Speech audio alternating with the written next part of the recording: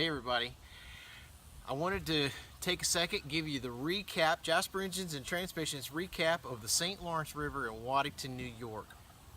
I've only been there one other time, and it's a unique fishery, big smallmouth, a lot of current, and it's also got sleeper largemouth there too. So I had to keep that in the back of my mind. The last time I was there, I didn't do very well because I wasn't familiar with the bodies of water. So this time I knew. However, the water was real high, so the current was running real strong, and the big smallmouth, rather than being deep, was really shallow. And I say that they were anywhere from a foot to 5-6 foot deep, mostly. And I targeted most of these fish. I got on a pretty neat little pattern with Missile Bait Shockwave. It's the 3.5 inch Shockwave on a 5/16 ball head. Threw it on 8 and 10 pound gamma fluorocarbon, and just use a Lew's.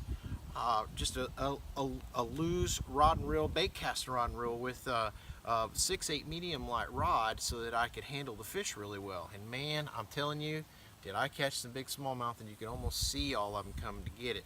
But it was real sporadic. You had to have the sunshine to get it really good. I figured that out in practice. Then the sleeper part of it was the largemouth. I fished for them one day. I had 30 or 40 bites with my standard setup.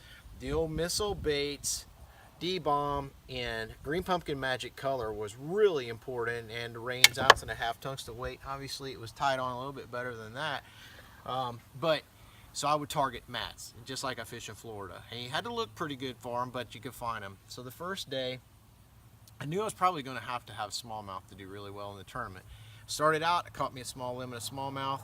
The day I kept struggling to catch a big smallmouth, so I ran down to my largemouth fish, picked up my flipping stick, my Lew's 711, extra heavy, my Super Duty reel, 50-pound torque braid, completely opposite of what I'm doing for smallmouth, and I must have caught 40 or 50 in 2 hours of largemouth.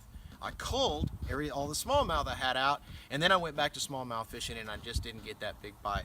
Anyway, the tournament ended up just being a 2-day event for me. I didn't do very well because of that first day hurt me. I never got those couple of big bites that would have put me over the top. So from that point on, I was looking forward to the next event, which was one of my favorites, Lake Champlain, coming up.